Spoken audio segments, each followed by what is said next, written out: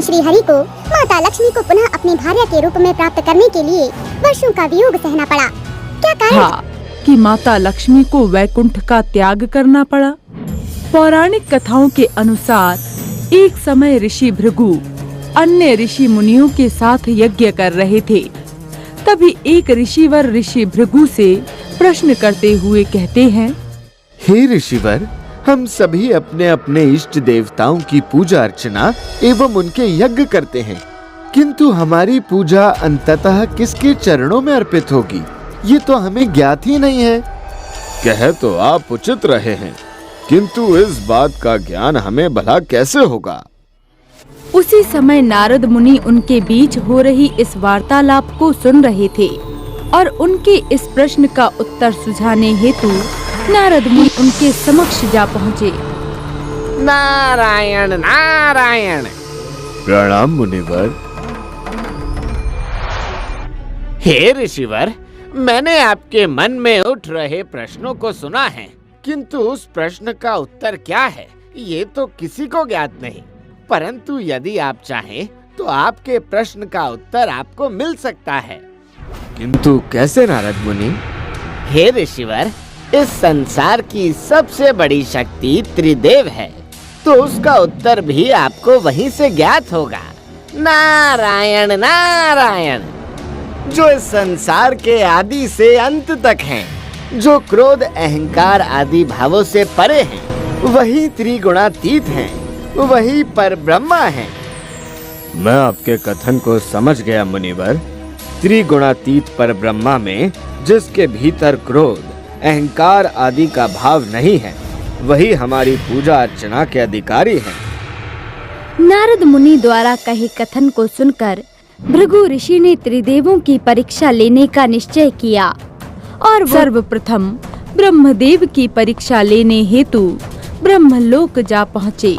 किंतु ब्रह्मदेव उस समय ध्यान में इस प्रकार लीन थे कि उन्हें भृगु ऋषि के आगमन का आभास ही नहीं हुआ, जिस पर भृगु ऋषि अत्यंत क्रोधित हो उठे। ब्रह्मदेव, क्या आप ये भूल गए हैं कि आपके द्वार पर आए अतिथि का आदर सत्कार किस प्रकार किया जाता है? भृगु ऋषि, आपका इतना दुस्साहस कि आप सृष्टि के सृजनकर्ता से इस प्रकार ऊंचे स्वर में बात करें। भूलिए मत कि आपकी उत्पत्ति भी मुझसे ही हुई है। आप मेरे ही पुत्र हैं।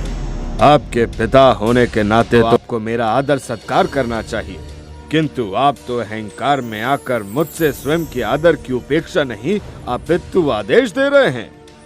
ब्रह्मदेव, इस समय मैं आपका अतिथि हूँ, किंतु अपने अतिथि के समक्ष आपके ऐसे क्रोध भरे स्वर ने ये सिद्ध कर दिया कि आप त्रिगुणातीत नहीं, आप रजोगुण से परिपूर्ण हैं। मैं आपको श्राप देता हूँ कि संसार में आप कभी पूजनीय नहीं होंगे। इसके पश्चात भृगु ऋषि महादेव की परीक्षा लेने हेतु कैलाश जा पहुँचे, जहाँ महादेव और माता पार्वती दोनों ही ध्यान की अवस्था में लीन थे, जिस कारण भृगु ऋषि के बार बार पुकारने पर भी महादेव को उनके आने का भान ही नहीं हुआ। अपना ऐसा अपमान देखकर भृगु ऋषि से रहा नहीं गया। हे महादेव, आप अपने ध्यान में इस प्रकार लीन हैं कि आपको आपके द्वार पर आए अतिथि का भान भी नहीं। भृगु ऋषि, आपने हमारा ध्यान किया होता, हमें सहृदय पुकारा होता, तो हम उसी क्षण आपके समक्ष आ पहुँचते, किंतु आपने हमारी आज्ञा का पालन न करके मर्यादाओं की अवहेलना की है। बिना हमारी अनुमति के आप हमारे निवास स्थान पर आ पधारे। महादेव, आपके क्रोध के भाव ने ये सिद्ध कर दिया कि आप भी त्रिगुणातीत नहीं हैं। आपके भीतर भी तमोगुण का भाव है। आपने अपने द्वार पर आए एक भक्त, एक अतिथि का इस प्रकार अनादर किया है। मैं आपको श्राप देता हूँ कि इस संसार में आप सदैव एक लिंग के रूप में पूजे जाएंगे। जिसके पश्चात भृगु ऋषि वैकुंठ लोक पर भगवान विष्णु की परीक्षा लेने जा पहुँचे, किंतु भगवान विष्णु भी उस समय माता लक्ष्मी से वार्तालाप में लीन थे, जिस कारण उनका ध्यान भी भृगु ऋषि पर नहीं गया। बार बार अपना अपमान होते देख भृगु ऋषि ने अत्यंत क्रोध में भगवान विष्णु के वक्ष स्थल पर अपने पैर से प्रहार कर दिया। आघात लगते ही भगवान विष्णु और माता लक्ष्मी को भृगु ऋषि की उपस्थिति का भान हुआ। भगवान विष्णु का इस प्रकार अपमान होता देखकर माता लक्ष्मी अत्यंत क्रोध से भर गई, किंतु भगवान विष्णु ने क्रोध न करते हुए अत्यंत शांत भाव से भृगु ऋषि से कहा, हे ऋषिवर, मुझे क्षमा करें। ऋषिवर, आपने अपने पैर से मेरे वक्ष स्थल पर प्रहार किया है। कृपया कर मुझे बताएं कि कहीं आपके पैर में कोई पीड़ा तो नहीं हुई। भगवान विष्णु के ऐसे निर्मल स्वभाव को देखकर भृगु ऋषि का क्रोध शांत हुआ और विष्णु जी पर किए प्रहार के कृत्य से वो अत्यंत लज्जित हो उठे और क्षमा याचना करने लगे। हे परब्रह्मा, हे नारायण, मुझे क्षमा करने की कृपा करें। मैंने क्रोध में आकर इस सृष्टि के स्वामी पर ही प्रहार कर दिया। मैं किस प्रकार आपसे अपने इस नीच कृत्य के लिए क्षमा याचना करूं भगवान, किस प्रकार? ऋषि भृगु, क्षमा याचना तो हमें आपसे करनी चाहिए। आप हमारे द्वार पर आए और हम आपके अनेकों बार पुकारने पर भी आपकी पुकार को नहीं सुन पाए। मुझे क्षमा प्रदान कीजिए ऋषिवर, और आपके प्रहार से जो मेरे वक्ष स्थल पर आपके चरणों का जो चिन्ह अंकित हो गया है, ये सदैव मेरे वक्ष स्थल पर इसी प्रकार अंकित रहेगा। मुझे और लज्जित ना करें प्रभु। मैं तो अपने एक प्रश्न का उत्तर पाने हेतु त्रिदेवों की परीक्षा लेने निकला था। मुझे मेरे प्रश्न का उत्तर तो मिल गया प्रभु, किंतु मेरे क्रोध के कारण इस कृत्य से मैं लज्जा से भर गया हूँ। हे नारायण, आप ही परब्रह्मा हैं, आप ही त्रिगुणातीत हैं, आप ही हमारी पूजा अर्चना, हमारे यज्ञों को स्वीकार करने वाले परमेश्वर हैं। अपने प्रश्न का उत्तर पाकर और भगवान विष्णु से क्षमा याचना कर भृगु ऋषि वैकुंठ से चले आते हैं, किंतु भगवान विष्णु के इस प्रकार अपमान को माता लक्ष्मी सहन नहीं कर पाती। स्वामी, आप तो सदैव कहते हैं कि देवी लक्ष्मी आप तो सदैव मेरे हृदय में निवास करती हैं। मेरा हृदय तो आपका निवास स्थान है। आज जब भृगु ऋषि ने आपके वक्ष स्थल पर प्रहार किया, तो वो प्रहार उन्होंने आपके साथ ही आपकी अर्धांगिनी पर भी किया है। स्वामी, मैं तो सदैव यही सोचती रही कि आप मुझसे सर्वाधिक प्रेम करते हैं, किंतु आपने मुझ पर हुए प्रहार के पश्चात भी उन्हें दंड नहीं दिया। यदि आपको मुझसे प्रेम होता तो आप कदापि ऐसा नहीं करते। स्वामी, जहाँ आपका और मेरा सम्मान नहीं, मैं कदापि उस स्थान पर एक क्षण भी नहीं ठहर सकती। देवी, ये आप क्या कह रही हैं? इस संसार में मैं आपसे और अपने भक्तों से सर्वाधिक प्रेम करता हूँ। आप कृपया इस प्रकार मुझसे क्रोधित ना हो। नहीं स्वामी, यदि आपको मुझसे प्रेम होता तो आप उनसे क्षमा याचना करने के स्थान पर उनको दंड देते, किंतु आपने ऐसा नहीं किया। इसीलिए मैं इसी क्षण वैकुंठ लोक का और आपका त्याग करती हूँ। ऐसा अनर्थ मत कीजिए देवी लक्ष्मी।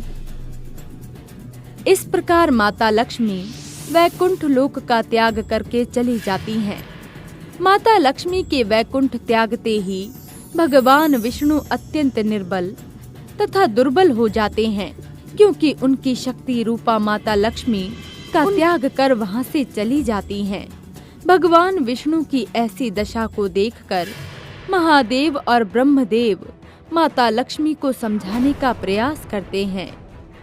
हे महादेव, हे ब्रह्मदेव, मुझे क्षमा करें, किंतु जहाँ मेरे स्वामी का सम्मान नहीं, मैं वहाँ कदापि निवास नहीं कर सकती। अतः आप कृपया कर मुझे पृथ्वी लोक पर ऐसा स्थान सुझाने की कृपा करें जहाँ मैं निवास कर सकूं।